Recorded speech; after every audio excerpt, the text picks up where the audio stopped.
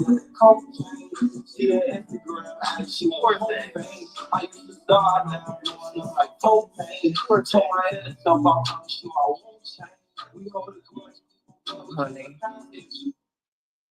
I just need one moment for them to get their shit together. Grand Rising, Grand Rising, Grand Rising is grounded in Gus. I'm gonna give y'all 2 minutes to come in.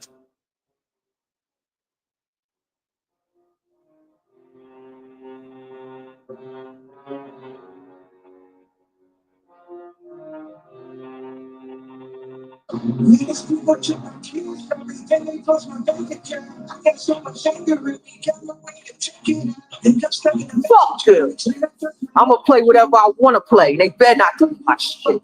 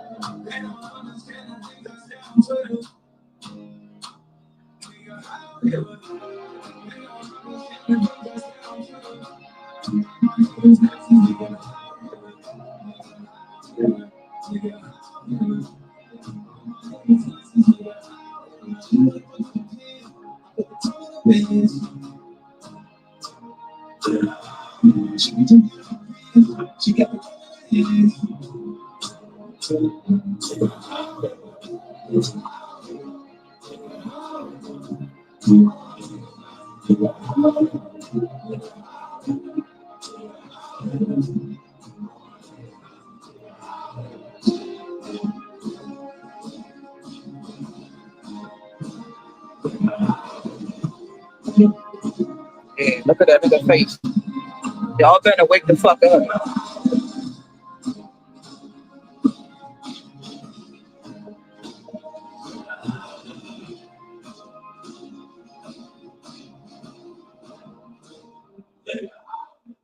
I stand with Ye.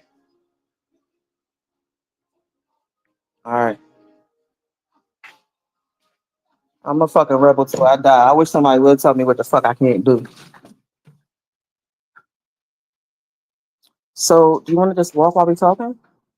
You want to just sit here? I would like to go in the gazebo over there. Yeah, that's what she's on. All right, y'all, give us 1 second. Oh, babe, huh? No, you're not on call this weekend. Hold on, let me mute the mic. Y'all, give us a second.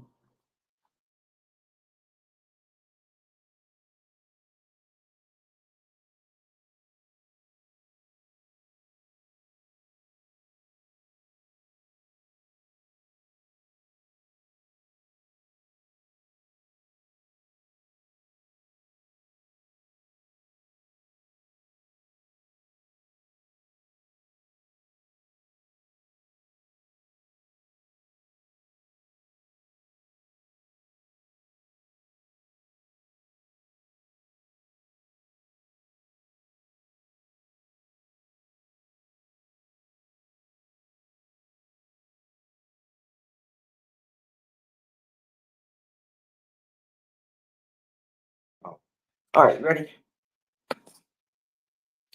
You still mind? Huh? You got rid of them already? Yeah, I come out. It's okay. They was cheap anyway. I got it from Walmart. And it's hot out there. Come on, let's go. It's Saturday, right? Wow. He left the fucking trash. I put the white bag and then that bag. He fucking left it. He was being a dick because I was saying, damn, he ain't come get the trash yet. I ain't see him coming down the hall. So he was being a dick. Why the fuck would you leave 1 bag of the trash there? Fucking idiot. All right, I'll see you outside. Sorry, y'all.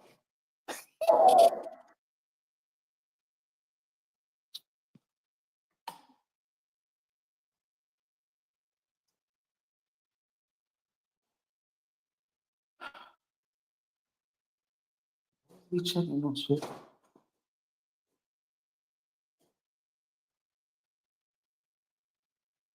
Wow, I'm so irritated. How the fuck? How do you leave my trash right? Yeah, I'm done. I can't.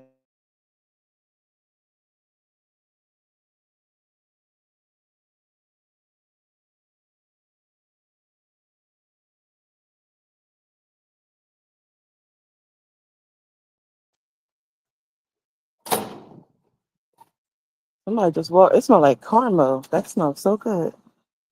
All right, I hope it's still recording.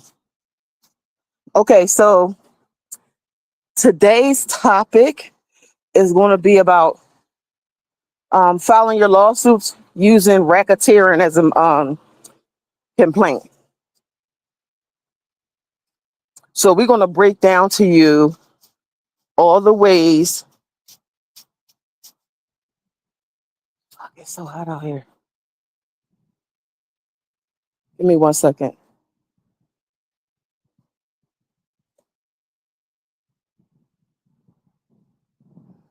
I got to be careful with the sun because I'm still supposed to be on bed rest from my operation, but I cannot just sit still and not do nothing. So at least I could try to do this. But anyway, we're going to break down to you guys how you can properly sue the credit reporting agencies for what they've done to you in your credit report. Now, oh fuck. Initially, I should wait for my husband.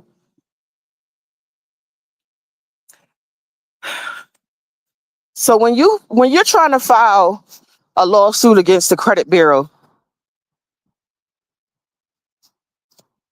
if you try to do research on, first of all, they tell you to file your lawsuit based on the FARCRA, FRACA,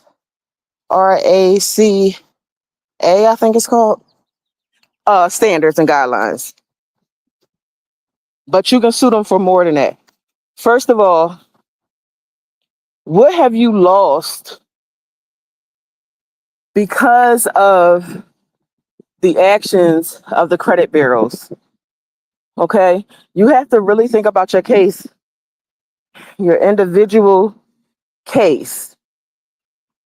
You can't really go off of previously cases that were filed. So for me, I found multiple things that I've been harmed because of their actions. Like, say, for instance,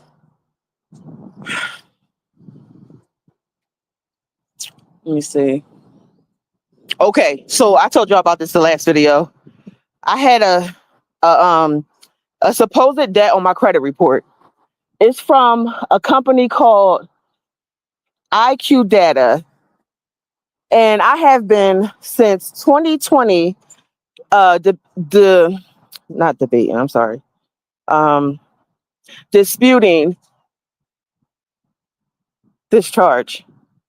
So they've all had about 15 different complaints from me about this particular charge. I have absolutely never been evicted. Never. I've never been evicted. So to have an eviction on my credit report when I've never been evicted, it harmed me. I can't rent nowhere, right? I can't get a mortgage. I can't rent. So those type of damages give you an increase on your what you can get back as damages for what they've done. So you want to be very strategic in your planning. I always tell y'all that. Very strategic. Because even though you might have, babe, do you have your notes? Because I don't see no notes on you. That don't mean I don't have All right. I'm going to sit inside so I won't be in the sun, okay?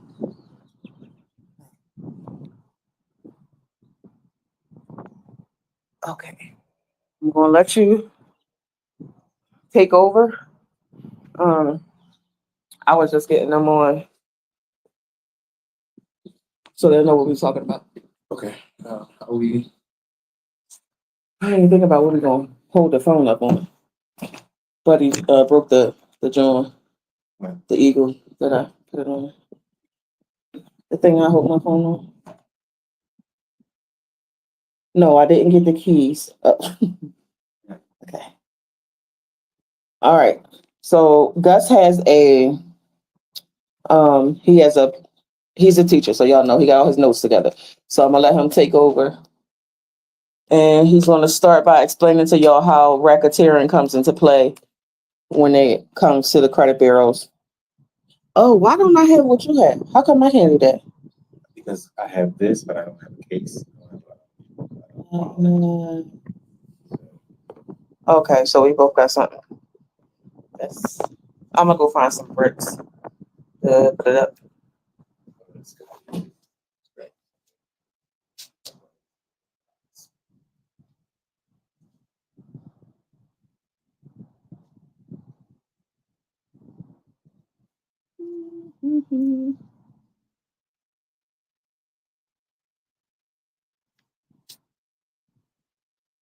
Actually, I want to sit in the I know. But if I get in the sun, you're gonna be bitching about that You too. can't, but So I can't get in the fucking sun, but you can. Oh, yeah, absolutely. Pull that thing over here. I'm about to.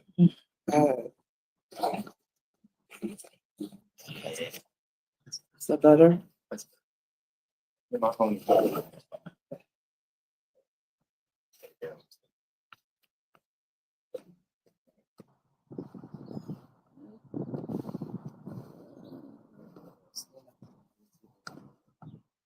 Okay, they can see you on that.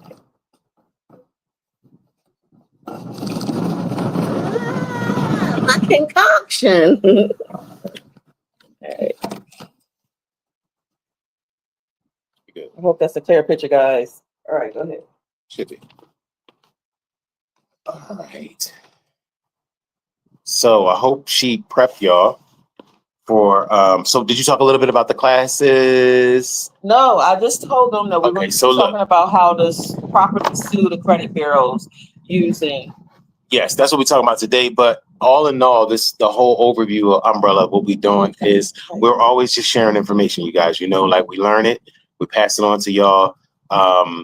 I think my wife got on here before and said something about how this does take time, though.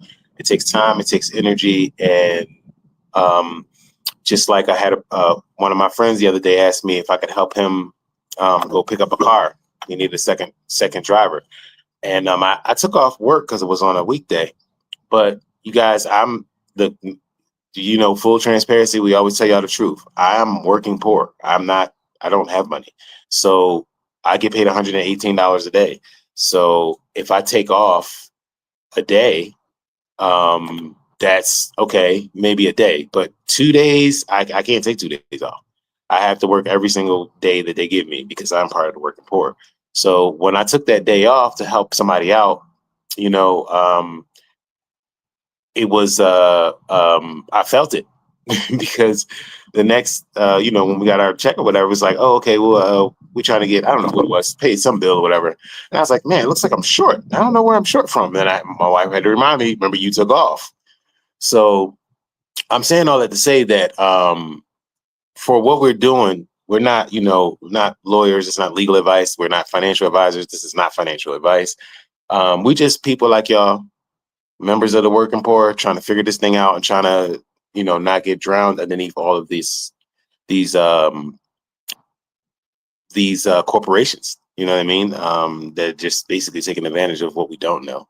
So we trying to learn what we don't know and pass it on. But in doing that, it takes time, it takes energy, and it's only right that we be compensated something for that time and energy because it has to come from somewhere, right? So, but saying all that to say that we're trying to put together a series of classes that we believe have information in it that's good, that we transmit to you, that you can use to be effective in your life, to try to handle your business.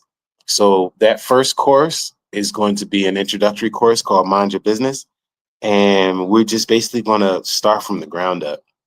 No, you said project, right? It is and it is. Tell them, explain it to them like that. I am. It is a basic course that we put together, just compiling information, guys. Nothing, like I said, nothing crazy, but compiling information that if you don't know, you can't actually make any other steps. If you don't know that you yourself are a business, you can't make any other steps. You don't move progressively through your financial world and legal world as an adult. You move through your world as a minor because you don't actually know what's going on. And the adults, they handle business. You don't as a minor. So one of the things that we initially learned was how to change that, how to begin to move like you own your business, because you do. So that initial course, Mind Your Business, we're going to talk about some of those things. And there's a price associated with that course. So let me give y'all an example on something where you don't know the right questions to ask. So when I went to go initially, a couple of years ago, I did a video about this, but I went to try to set my trust up with Chase Bank, and Chase Bank denied me. And they wouldn't tell me why. They said, oh, the underwriter gets to decide and blah, blah, blah.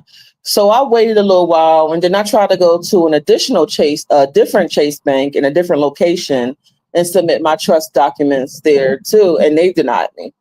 So I said, why do y'all keep denying me for setting up a trust for my family?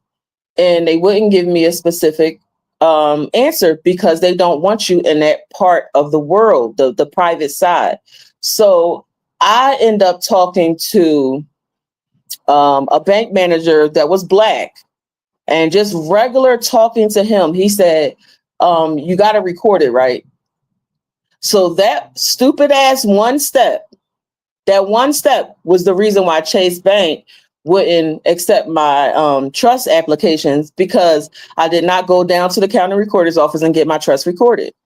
So when we say we're doing prerequisites, is because everybody wants to just get out of jail free. Everybody wants to just have their house be free. But it's steps you got to take to fucking get there. The same way you cannot just be a graduate. You got to go to all the classes and do everything on the syllabus first. So that's what we're trying to get you to understand, because I'm getting a alarming amount of emails from people who are all over the place. They want to do this, that, and the third. They don't understand that the more actions you do at once, the more dumb you look, the more you're being singled out as a sovereign citizen, which is, to them, they are insulting you, and they are low-key calling you a terrorist. So I'm telling y'all that you have to do this a certain way so you won't be in the same category as the people that they ignore. And that's what the class is going to teach you. What steps you should take, which questions you should ask. Because if you don't know the right question to ask, you will never get to the answer.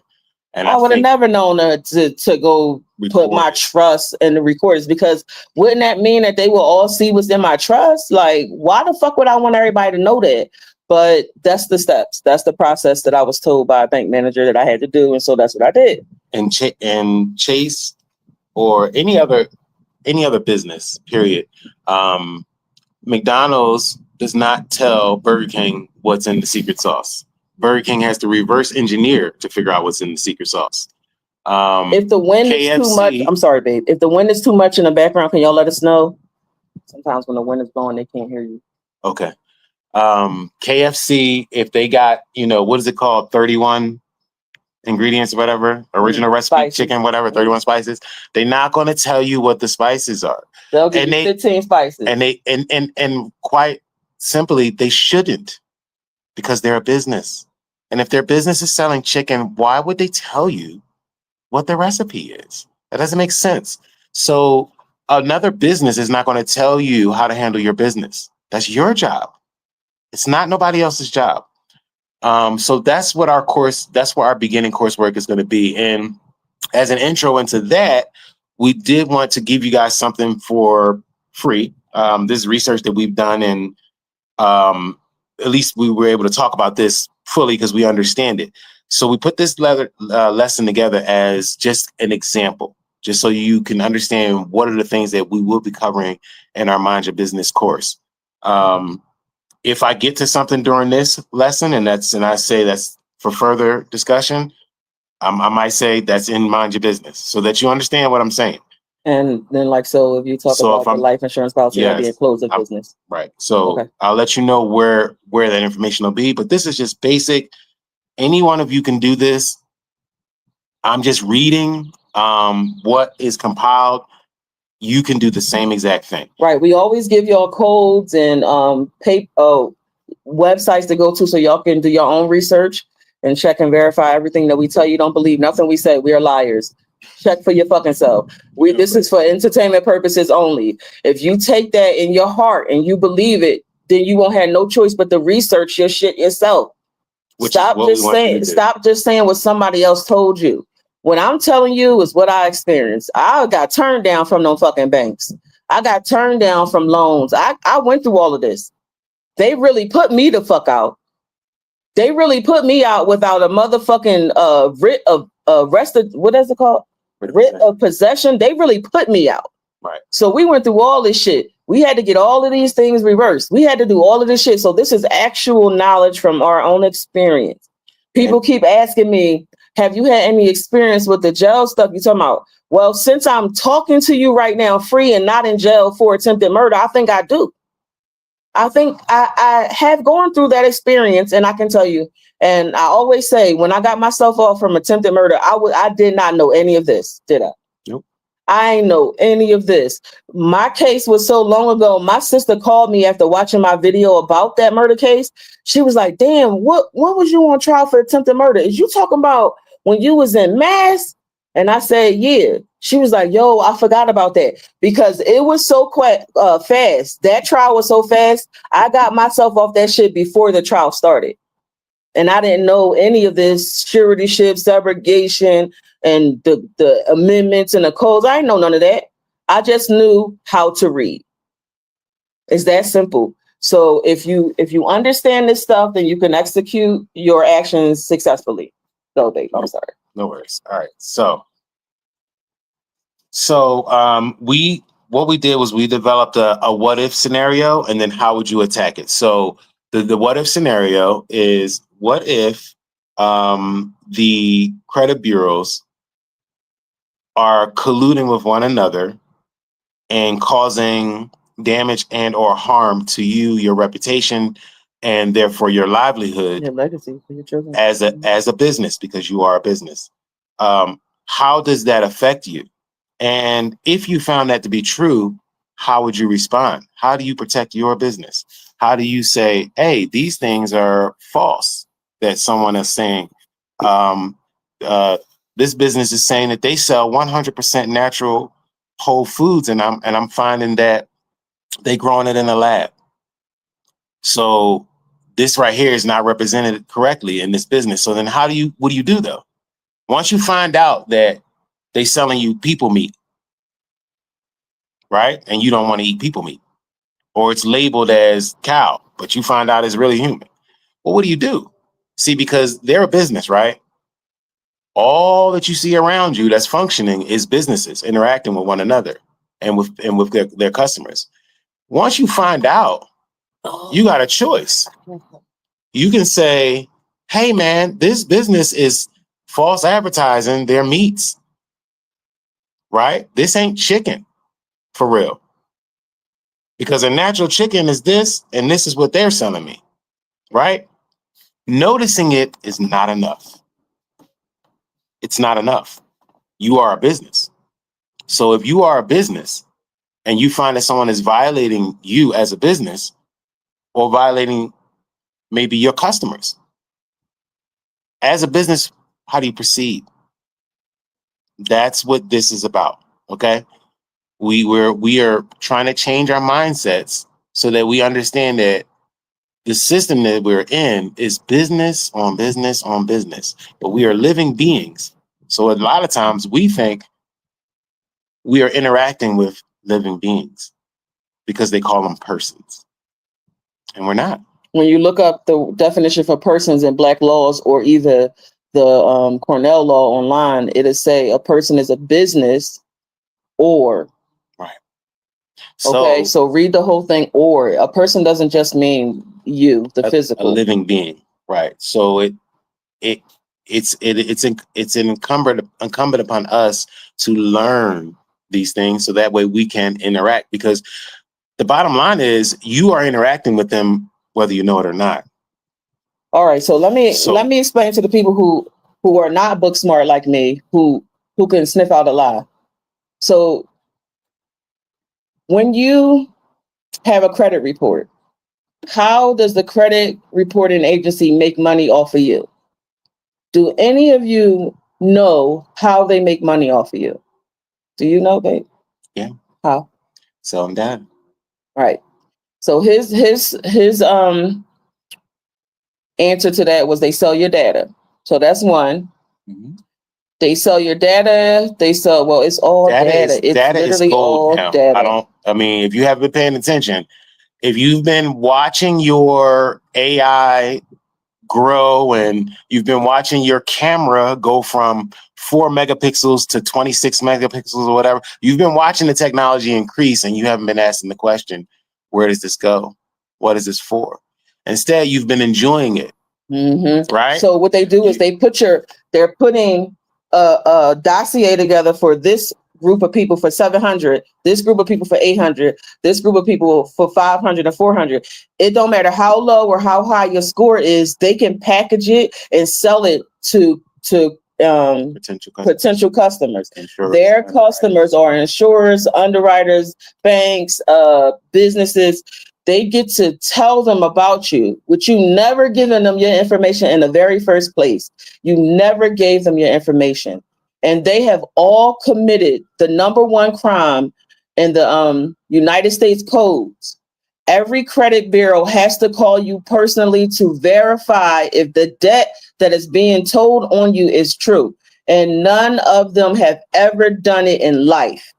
And that's where you need to start, because you don't know the questions to ask. You need to ask the credit bureau for proof, the time, the date, and the documents where you gave them this information about you, and you gave them the information stating that all of those debts on your credit report was actually accurate. Invalid. No, accurate, because they're saying it's accurate, and you're saying you want them to give you proof that we had this conversation. True.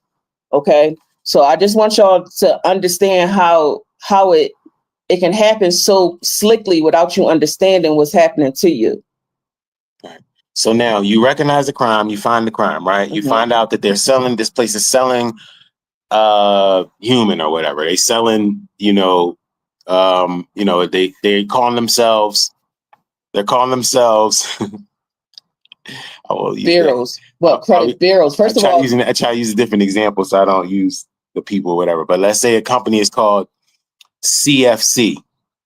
And let's say this company, before they were called CFC, they were known as Colorado. What are you talking about? Shut up. Yo, I don't give a fuck. If they was known as Colorado Fried Chicken, right? And the company known as Colorado Fried Chicken presents themselves as a fried chicken company. But if someone does a little bit of digging and finds the chicken ain't quite chicken, well, that person can then sue for damages. Because, and listen to what I'm saying,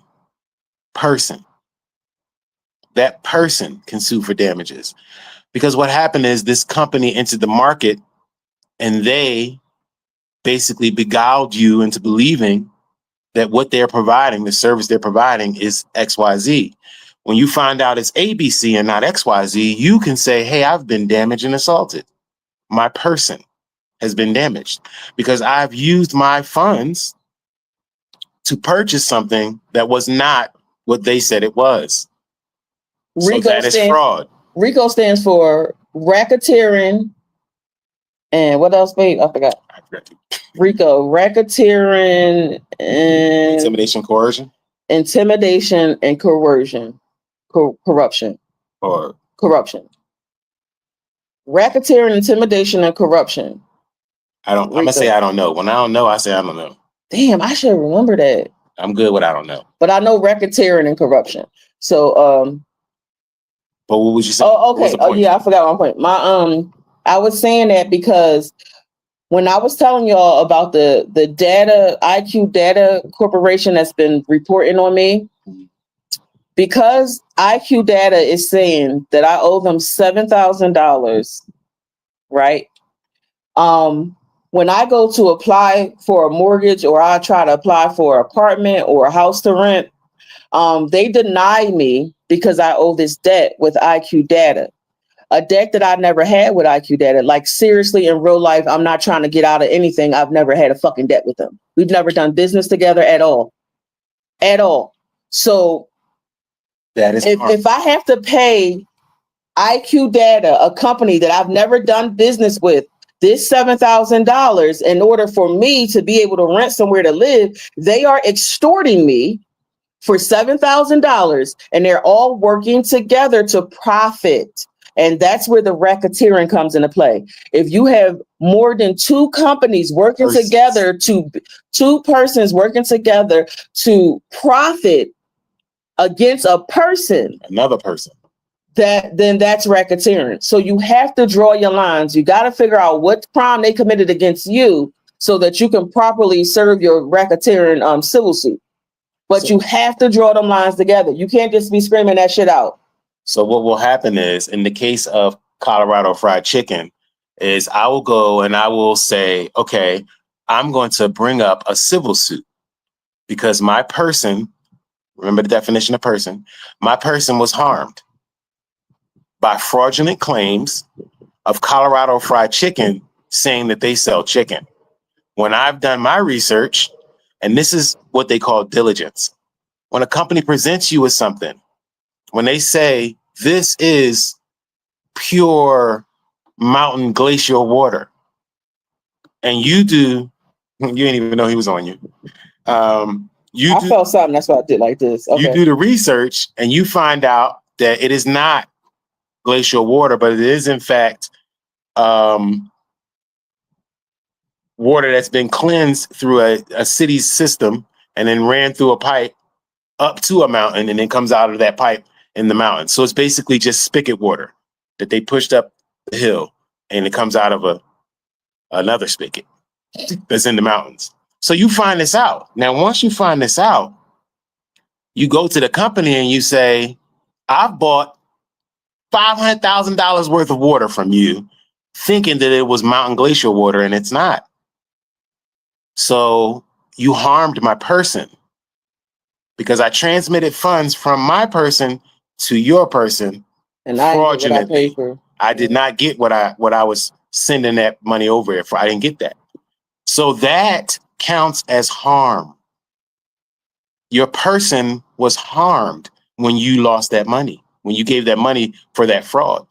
So if I say Colorado Fried Chicken, I am going to take you to court for fraud because I found out that what you're selling is a chicken byproduct, but it's not in fact 100% chicken.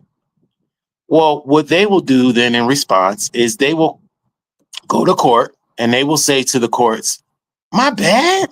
We didn't know we didn't mean to cause harm. Let us provide you with, what's it called? Dang, baby, just jumped out my head. Compensation. Yes. Relief. You were harmed, so we are going to provide you with relief from the harm. Now, I said I spent $50,000 buying this Colorado Fried Chicken and it ain't. So they're going to say, let us relieve you of the harm by giving you $150,000. 3 times what you lost when you were harmed. So we're going to return it back to you, make you good, and give you double. That is how the system works. And you all get so excited by those little low dumbass numbers that you just say, oh, okay, I'm going to take this little $10,000. Now you have now lost over $100,000 in things that could have made your life better.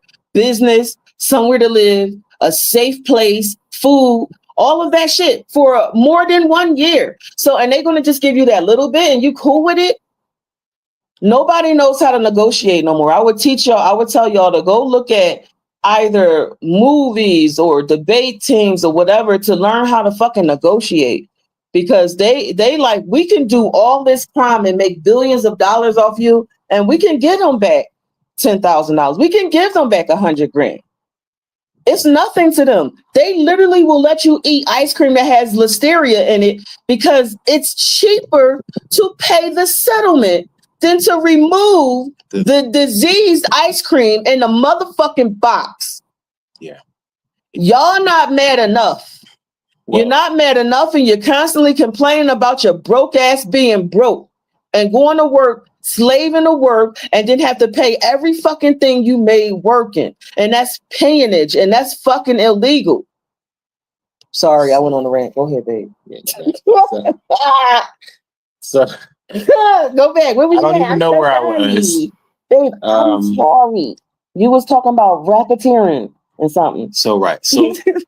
So what happens is when you bring your suit against the chicken company, and you say this is what it is, they will provide relief. Part of the terms of the relief may be that they're not allowed to call themselves Colorado Fried Chicken anymore because they don't sell fried chicken. They sell chicken byproduct. And Colorado Fried Chicken byproduct doesn't sound good as a name. So they might just shorten their name to CFC. Do you understand? All of this is business. What my wife was going on a rant about is calculated business. If I know that I'm producing cars and I know that my machine that I have making the cars, well, every 100th car, it's going to do something wonky. It's going to make a tire too big or something, or a door not fit. If I know that, I have two choices as a business. I can address the 100th car issue by redoing my entire production line, which is going to cost me $5 million.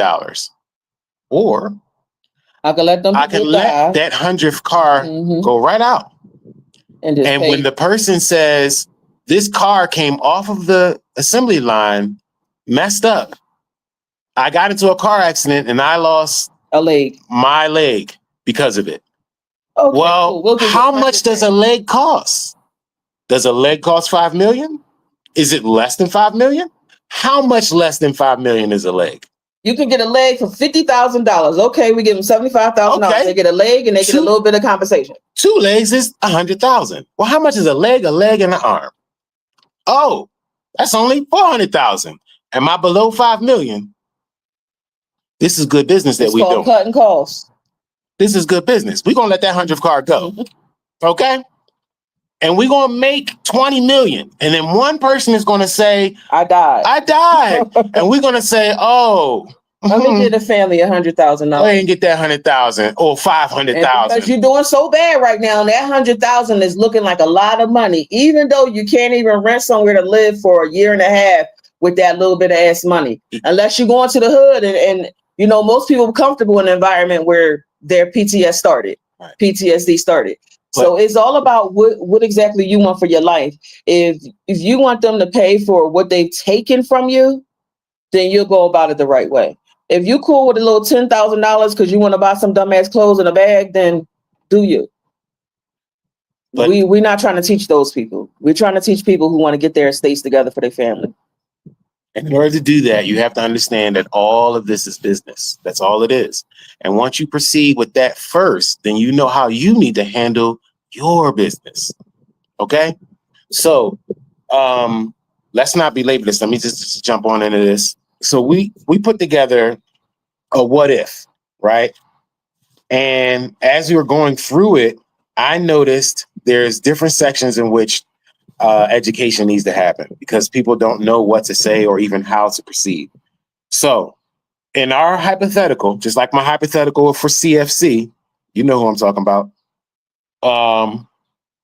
This is a hypothetical, okay?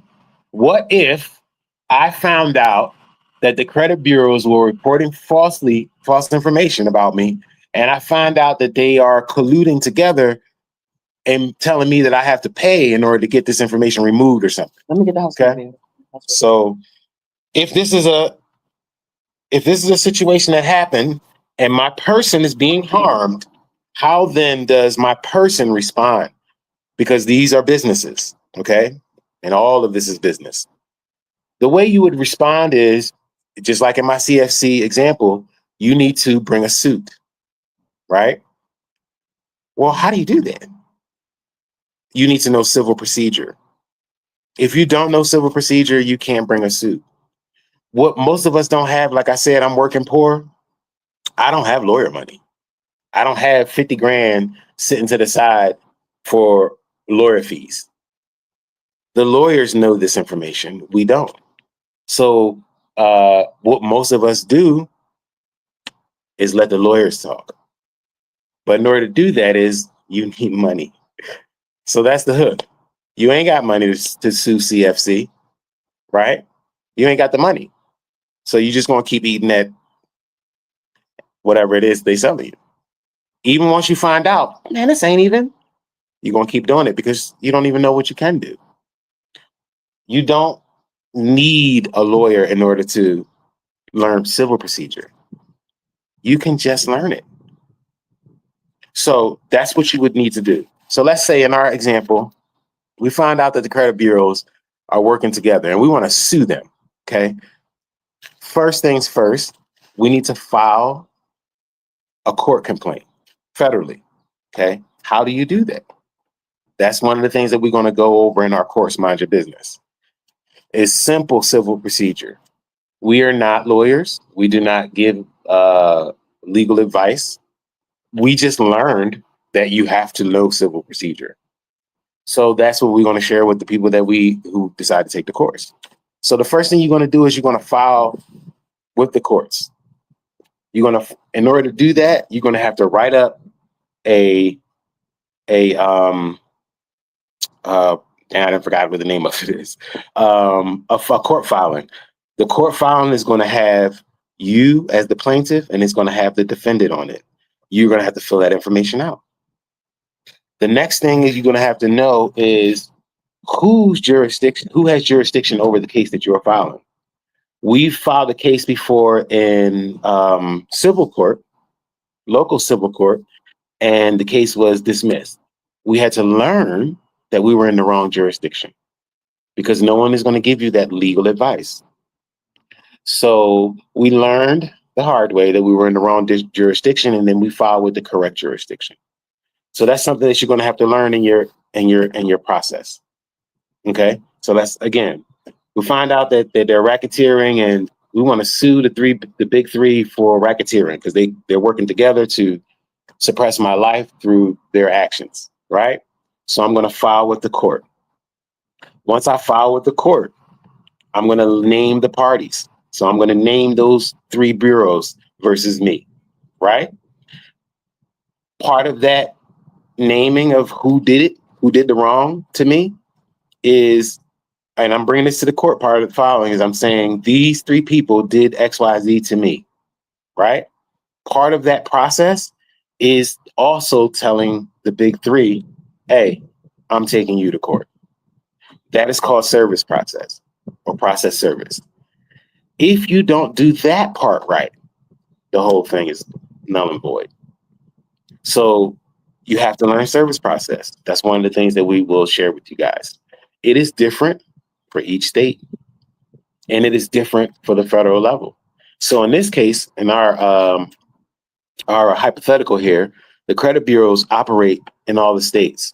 So if you said, I know what I'm gonna do, I'm gonna sue them in Maryland District Court or Maryland Civil Court, and you live in Maryland, it's not gonna work. And when it doesn't work, you'll go back to eating the whatever that is that they're selling you. Because you don't know to ask the question, who do I even file this with? Well, in our case, we're gonna file it with the federal court. So we're gonna use Rule 4 under the FRCP. That is the Federal Rules of Civil Procedure. You need to know those.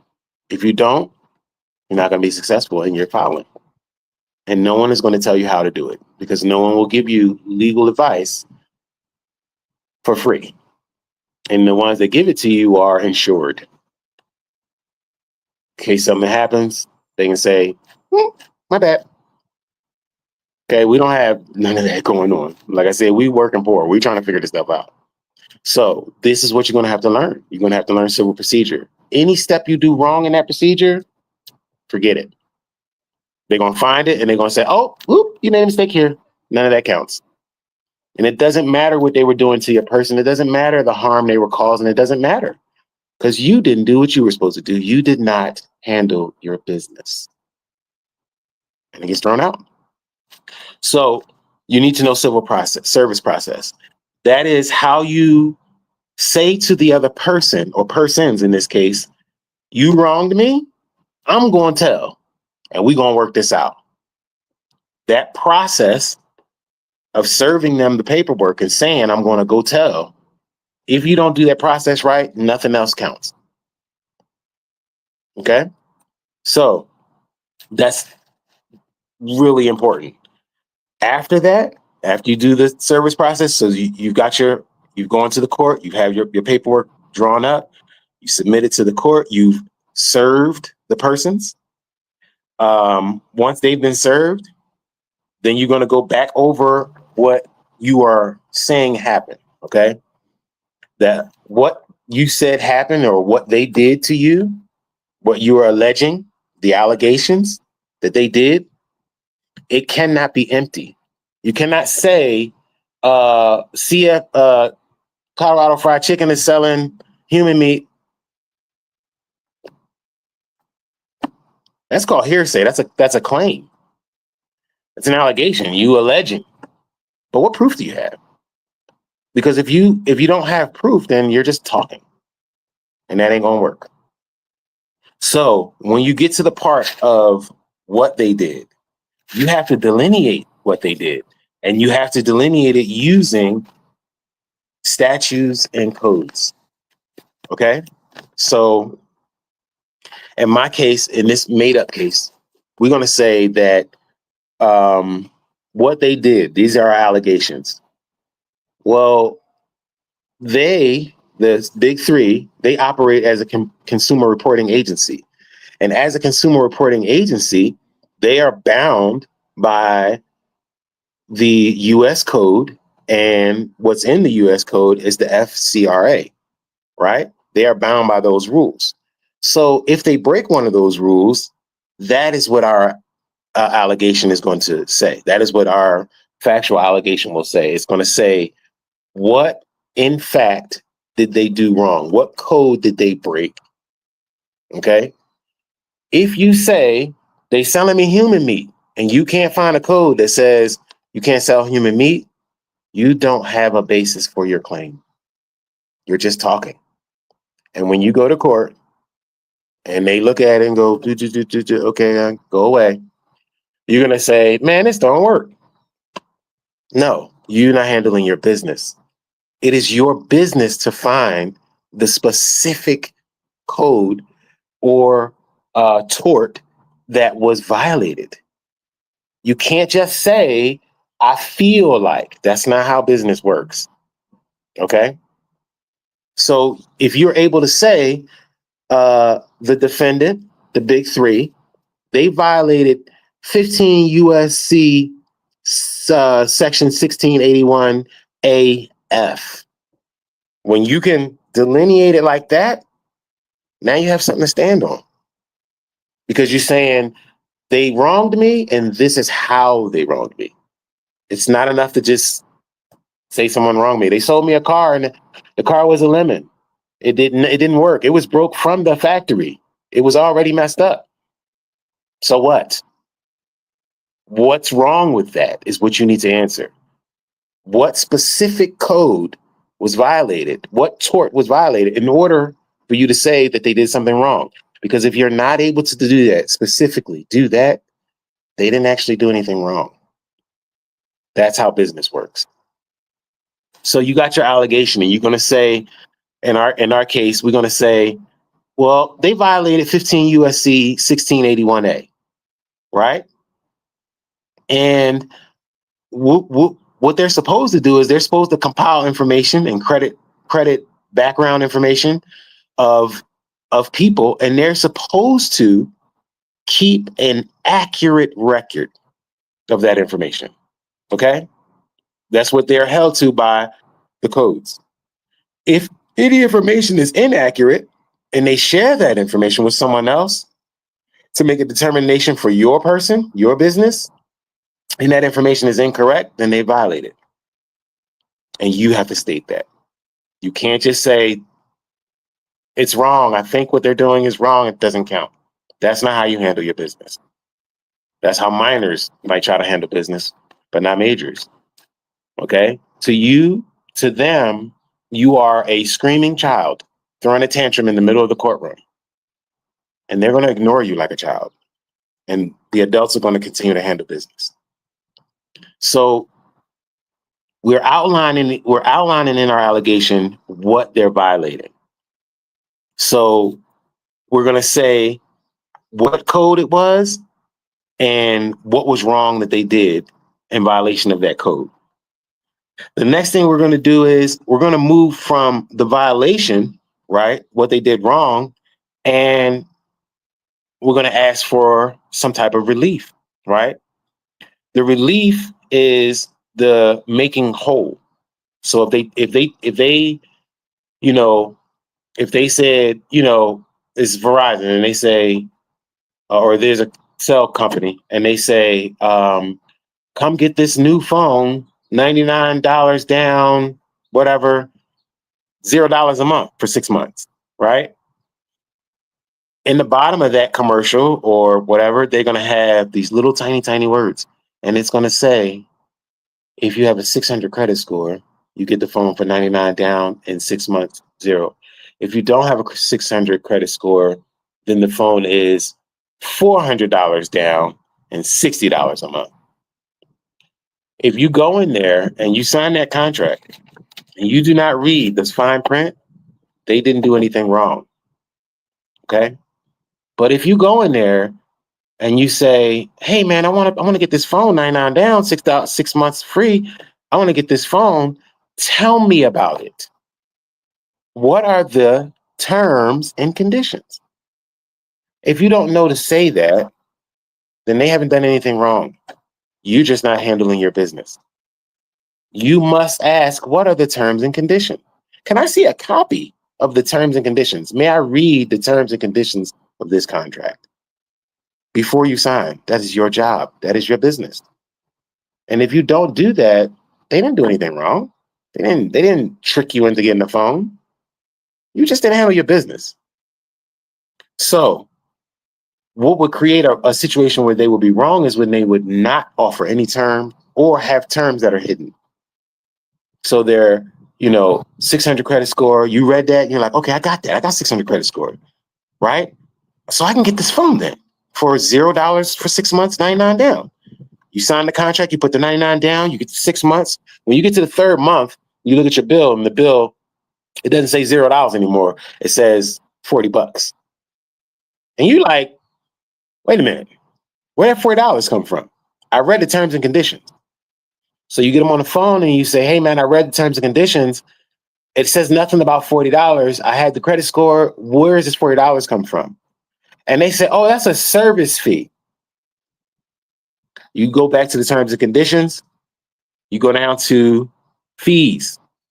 You get down to fees and it says any fees will be applied to people who do not have a 600 credit score. Now you got something. Now you're working with something. You're handling your business. You go back to the company and you say, hey, paragraph 2, line 6 says people without 600 credit scores is where the $40 can be applied to their account. My credit score at the signing of this document was 600. Take that off. And they say, no, we ain't taking it off. Cool, let's go to court. Because you withheld terms or conditions of this contract, which is illegal. That means the whole contract is fraudulent. And you were swindled into buying that phone. So you can get out of it. If you handle your business, you cannot just cry and say, this is wrong. They doing me wrong. It is wrong. So what you gonna do about it though? So your relief after you've made your allegation that's based on code, based on tort, you're going to ask for relief, okay? So in this case, in our grounded what do you call it, made up case, I forgot the word I was about to use, where the credit bureaus are violating our person. The claim that she wants for relief, she says, "Oh, well, they're violating the fair credit. They're violating FACRA. So if they're violating that, what is the punishment for that?"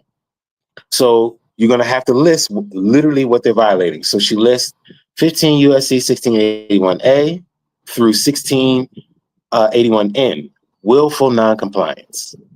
So we saying they are colluding together. They are reporting information that's not correct. I've told them it's not correct.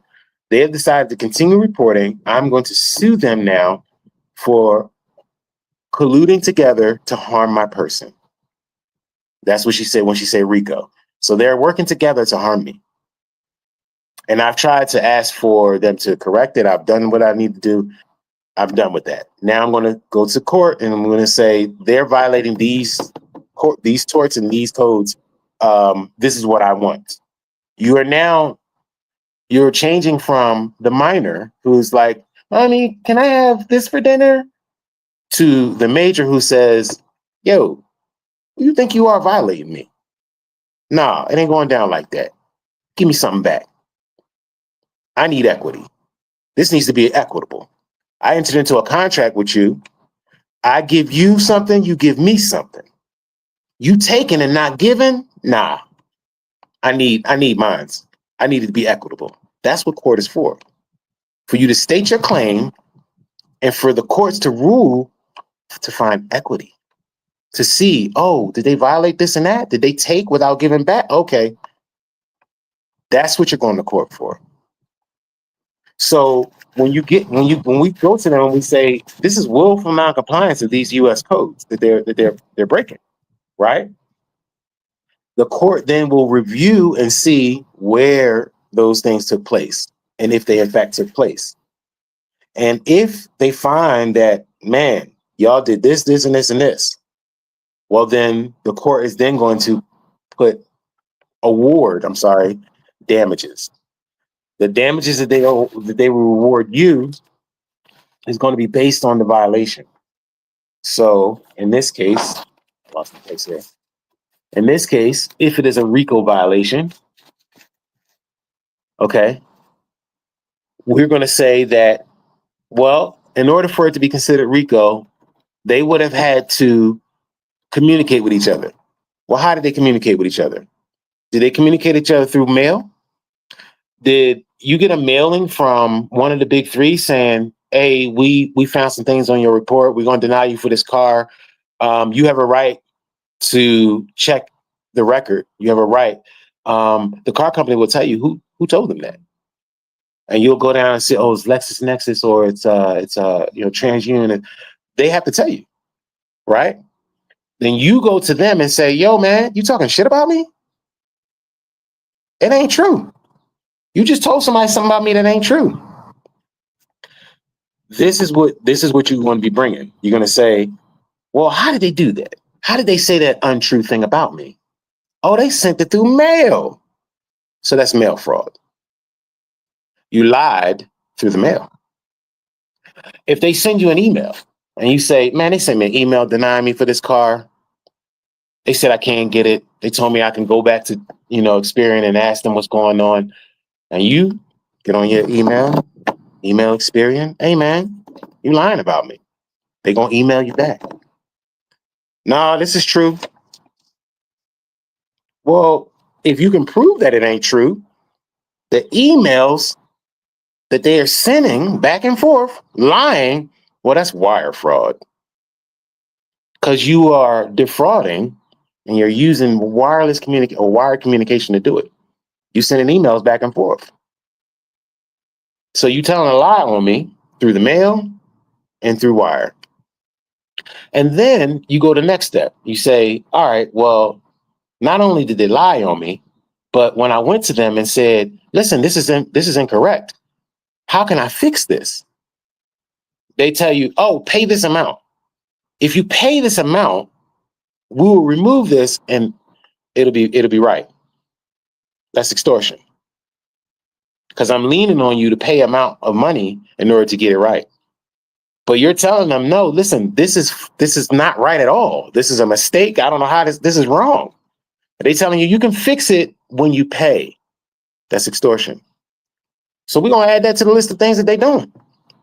The defendant is committing mail fraud, they're committing wire fraud, and they're extorting me for money. These are all the things that you're gonna put in your complaint.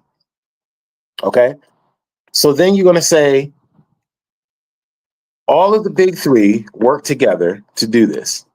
They harmed me, and this is what, then you have to list what the harm did to your person. Okay. Remember, your person is a business. So as the plaintiff in this situation, you suffer damages. What are those damages? Okay. Well, when you went to apply for that car, they told you no. Well, because you didn't have the car, you couldn't drive to a place where maybe there's better food, maybe there's better employment, maybe there's, I don't know, just better air to breathe in. But if you can't get the car, you can't get to that destination. That's damages. Okay. Not just the car. So when you say, this is what Grounder was saying earlier, is that don't be settling for little shit. Once you find out, or you get to this point where you can list what they've done wrong, don't say, oh, they denied me the car, I just want the car. Fuck that. I wanted the car. You denied me the car. Now I want a fleet, bitch. Because I got shit to do. You got to think like a business. You are a business. So that's how you got to think. Emotional distress. That's to your person. Loss of transportation, employment opportunities, time and resources spent disputing false reports. Every time I had to go to a new car dealership, run my credit again, and then explain to them that there's been some fraudulent activity on my account, and that costs time and resources.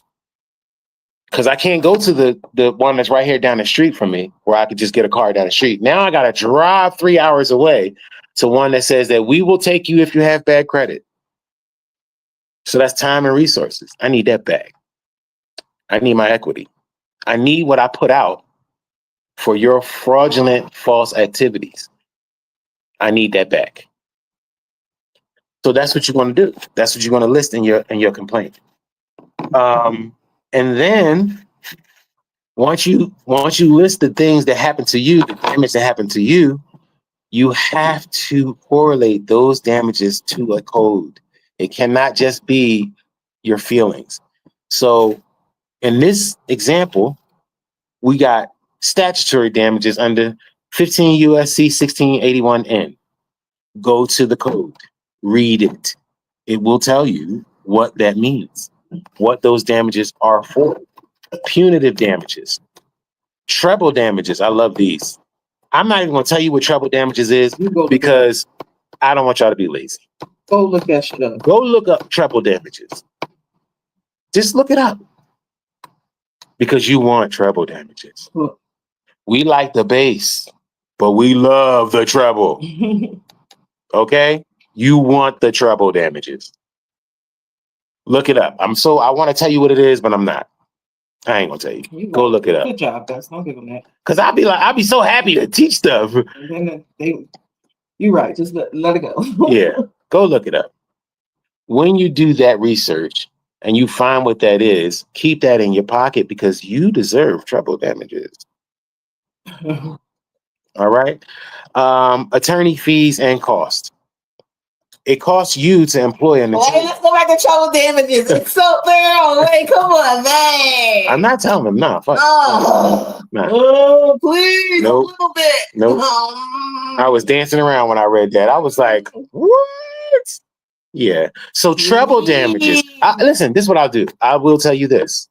Treble damages are located in the U.S. Code. Title 18, USC, Section 1964, Paragraph C. That is all I will tell you about treble damages. Do the work. Do the work. Or pay me to do it. I'll do it for you. But I ain't doing it for free, though. Because I'm going to tell you, I have gotten so I've gotten tired of coming home after work and Grounded telling me, "Oh, I just need your help with this, and I just need your help with that. I need you to do this, and I need you to do that." And I'm like, "All right, babe." And then I go in the room and I lay my ass down because I'm tired. I've been working all fucking day. And I say to myself, man, this ain't right. I gotta help. You know, I gotta handle my business. I'm being a minor. I gotta be a major and handle my business. Same thing I'm telling y'all to do.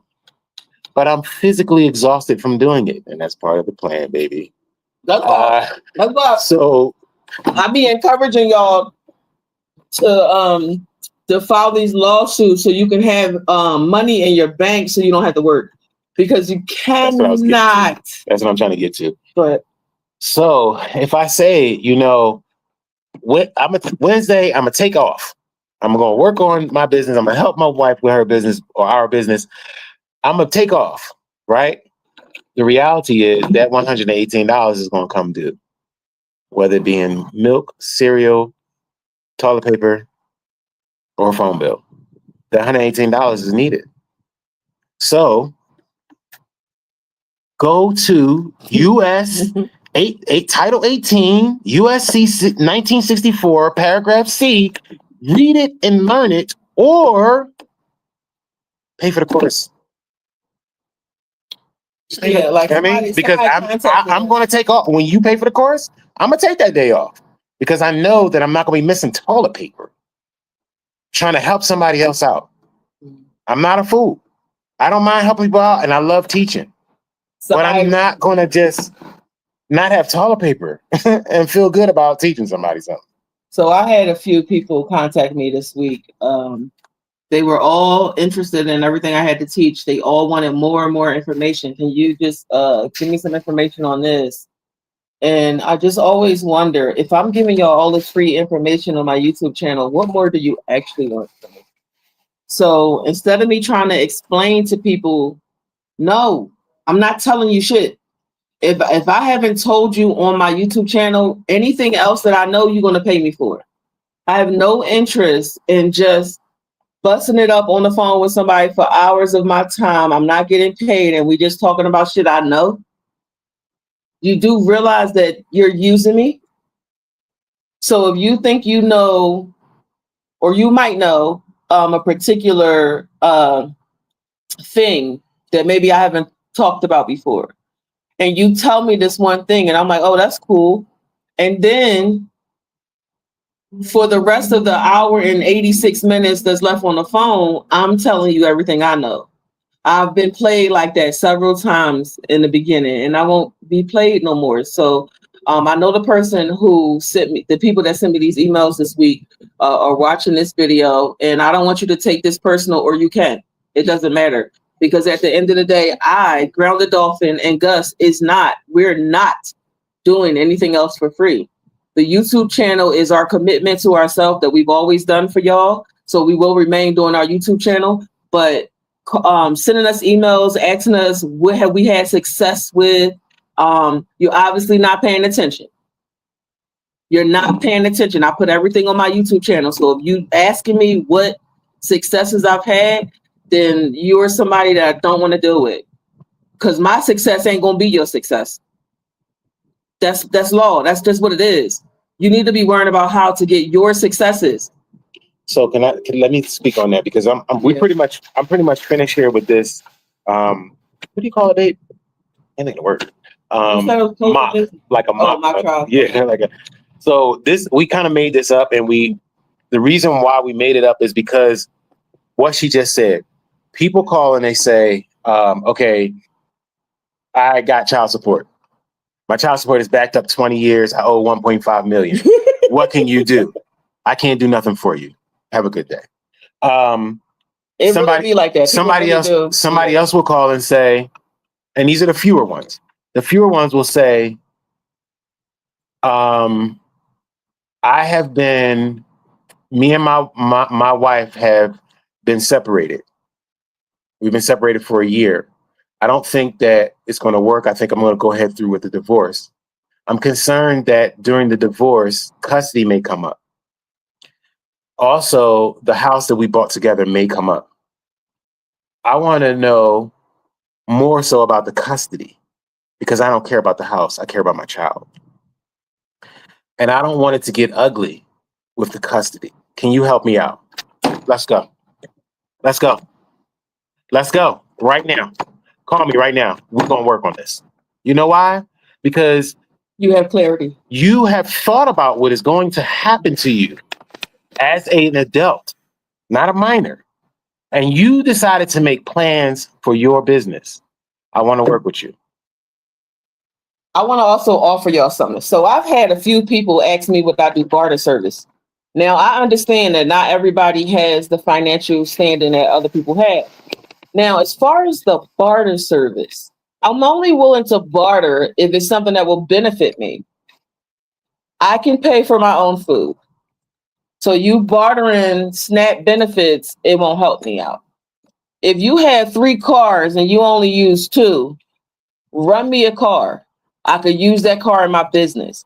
Like, y'all have to stop being so caught up on me, and how this is going to affect me, and think about how it's going to affect the community. We are the community. Yes. If you have a vehicle and I can use that vehicle for my business, and I can give you information that I promise you, if you go to a highest paid lawyer the fuck out there, they're not going to know what I know.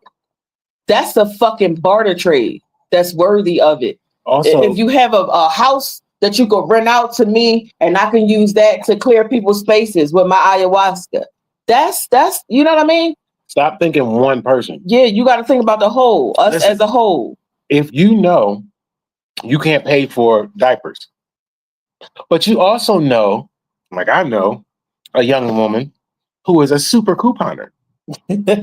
She can get that $20 pack of diapers for $2. I don't know how she does it, but she can do it. If you know her and you don't need diapers, but you know somebody that does need diapers, liaison. In between the two, get her the diapers that she needs for cheap. Be the middle person. Don't say, well, I don't need a coupon because I don't have kids. No. You own the event center. You don't know the information that we can get you for your building to be yours with no fucking mortgage, nothing is yours. Rent me out the space. Let me take the space of your event thing and I can use it and we can work together. This shit is not hard. It's not. I finally got one person out of 780 views on this motherfucking video. I got one person that said, damn, Grounded, that's genius. When I told him to be the fucking credit collector, the debt collector, y'all didn't even comprehend what I was saying on that. Just one person. I can't work with you like this. I can't, baby. We gotta go some weed. I need some weed. I got no weed. We can't keep doing this. I'm literally trying my best to help y'all while I actually have a real disease that is trying to kill me. My husband is on my ass all day long, coming in and out from work. Are you sitting down? What did you do? What are you doing? Texting me. You better be sitting down. I'm in prison because of my health. But I'm still putting this video out there because I keep getting comments, posts, and emails from people saying, how do you sue? I am constantly giving. My husband gives y'all half, I give y'all a whole. He shouldn't have to give y'all half when he's giving a whole of his body to work. We have to work together. I went in and looked on my subscribers to see who was subscribed to me. I was so surprised to see all these very, very successful, popular channels all subscribe to me.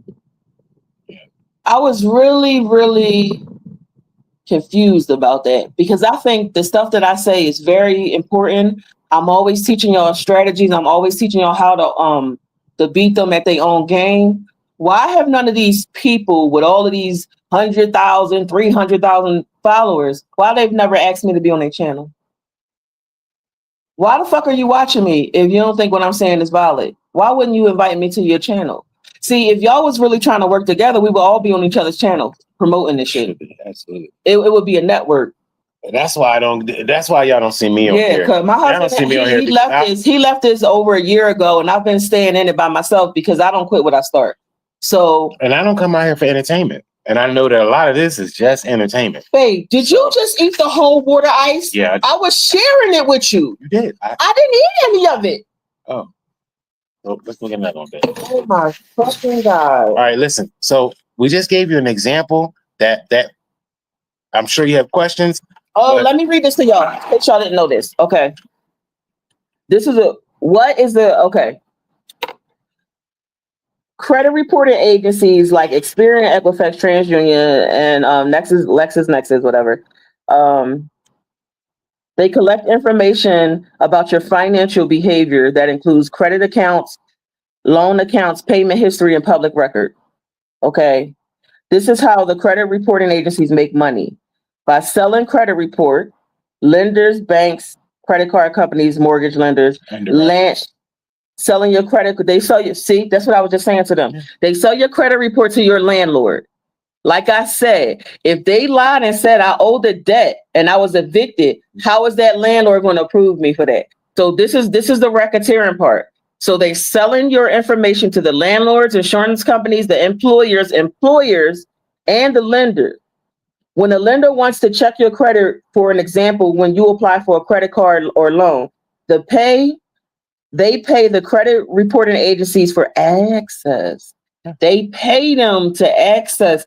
Wow, look at how everybody fucking eat off you, but you still hungry. This is crazy. They pay the credit reporting agencies for access to your credit report. This is called a hard inquiry or a credit pull. Mm-hmm.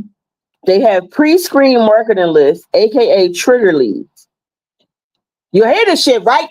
Trigger leads. Ooh, you see how mad I get so quick? Like, ooh, I hate corruption. Oh, anyway. It's not that. It's just business. Fuck you. I didn't never get them my information from the first place. That's the fuck corruption. It ain't business if you stealing. Well, I think all businesses is that. But anyway, don't you worry about it. So that's what they do. Credit reporting agencies also create lists of consumers who meet certain credit criteria, like people with 700 plus credit scores. They sell this list to credit card companies, auto loans, and mortgage companies. These companies use this list to send your pre-approved offers. So when you have a credit score under $500 and you still get a pre-approved offer, they have still sold your shit and profited off it, even if your credit score is 100. So don't get it fucked up. This is not just about people with nice credit scores so they can profit off. They will profit off of ant. Credit monitoring and consumer services. They also try to sell you back your shit. Monthly fees for credit monitoring, paid access to credit scores or identity theft protection, premium subscriptions for alerts, score tracking, and etc. And the last one, what Gus said, data analytic and risk assessment. They sell analytics and custom. So think about the word custom. They customize your data. So if you're an insurance company, I don't need to know as an insurance company, I need to know, do you like doing risky things on the weekend? I don't need to know. Maybe your favorite TV show. But now Netflix, though, I need to know your favorite TV show. Wait, hold on. So look what this says. They customize for their client. Okay, it says, do they need your permission to sell your data? ChatGPT says, sort of. Bitch, I'm done. I'm done. She says, sort of. The corruption, and you know how mad this make. I'm gonna finish reading this shit. Let me try my best. They can share data under the Fair Credit Reporting Act. Yeah. Which allows sharing your report with permissible purpose. How much permissible purpose have they received? Or been given? Do you even know what permissible purpose is? Right. So also look up permissible purposes. Okay, you just now read that you ain't seen none of that when I was in the bathroom? No, I didn't. I just read that after I got finished on the list. Permissible purpose. Look it up. Learn what it is. They don't sell your full profile to random people or companies, but they do use your data in a way that benefits paying clients. Now I just read that shit to y'all. I'm done. Yeah, I'm done. I've been on for an hour, so I'm done. If you have any questions, put them in the comments. I don't see none. Yeah, so if they comment later, we'll just respond later. We hope this helps clear up what racketeering is and give you a better way to properly execute your claim in court. Always make sure that you have your cover sheet when you're filing a claim in court, in district court or federal court. Just cover your ass, yo. Always check yourself, ask questions if you're not sure, and remember, and look up case law. Yeah, right. Look up case law and these same. Every situation is different. We just made this up. We just made up like what if, this is a what if. To give you a scenario so you can understand. But everyone has a different situation, and what works for one person is not going to work for another person simply because you're not the same. You don't have the same circumstance. We have over, when was this place started? 1776, 1778. We got three, I'll say two, over 200 years, almost 300 years worth of case law. That's a lot. The reason why people get paid so much money to review these things is because that lawyer has to go find it. He has to go find the case in which a judge said, if you try to go whaling in a landlocked community, it's against the law. It's a weird law, but it's out there. Why the fuck would you have that law unless them niggas was whaling? Somebody tried it. Somebody tried it, and there was a case. And then that case went to court, and then they ruled you are not allowed to whale in this state that is landlocked. But you can go to a completely different state and they don't have an issue with you going whaling. Reading is fundamental. This all comes down to you reading. You have to read where you are, read the bylaws, read the contract. You got to read the packages of food you eat. You have to read everything because that's how they get away with it, because they put it in writing. But if your ass ain't reading, how can you sue them for something they told you they was doing? And that's another thing too, is that liability comes down to, a lot of times you can get out of liability simply by just saying. If I say to you, you get on this roller coaster, there's a chance that you won't die. And you say, where's the first seat at? And then you die, have a nice day. Like, I did my job. There's no liability on me. I told you this roller coaster kill people. And you got on it. So you can't say it. Read your cell phone. It tells you, do not operate this. This is going to do not operate this device. Listen to this. Watch this. This is so simple. This is my cell phone. Okay. This is me using my cell phone. Hello? How many people use their cell phone like that? Hello? Who's calling? That's pretty normal, right? Right. When you read the paper that comes with this, it say don't put it by your face. It literally says, don't ever do this. Because of the radiation. It says it in the paperwork. It's don't do this. This is bad for your brain. Don't do this. It says it. And it'll tell you in the phone. It'll tell you this phone versus this phone. This phone, you need to hold this many inches away from your face. This one, you can hold a little bit closer. But it's all right there. You just didn't read it. Mm-hmm. So that's it for today. We hope we helped y'all.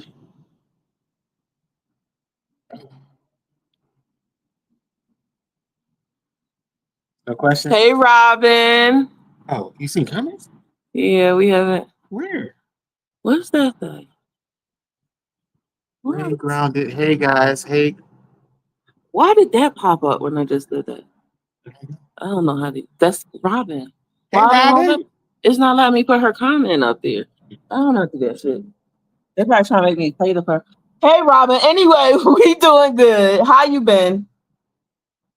We just been studying. I know we have not done a lot of magical stuff lately because we've been sticking with this legal stuff. But we're gonna start putting up more magic stuff, and we're gonna be going back out on the road this summer. So we'll have more content about the supernatural. I know that a lot of our subscribers are not here for this.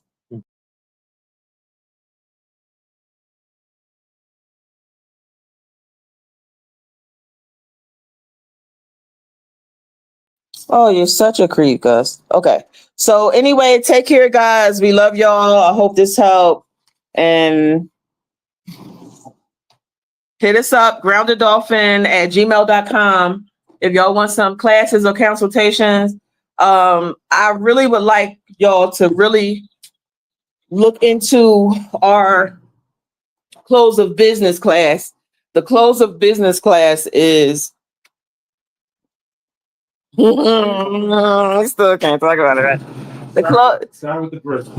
I need to understand. No, but they need to do the close of business now, so because it takes a year. Like you got to get everything together. Doctorate level stuff. Yeah, but that's what I want. I want PhD level shit because I can handle it. I can run with it. Okay, how about this? I can tell y'all exactly what close of business is if y'all send me an email to my email address. That way it's not standing on here, so they won't be canceling my channel or trying to lock me up. So it's my most funnest class. All right, peace. All right, you ready to go to the store? We didn't go to the weed store.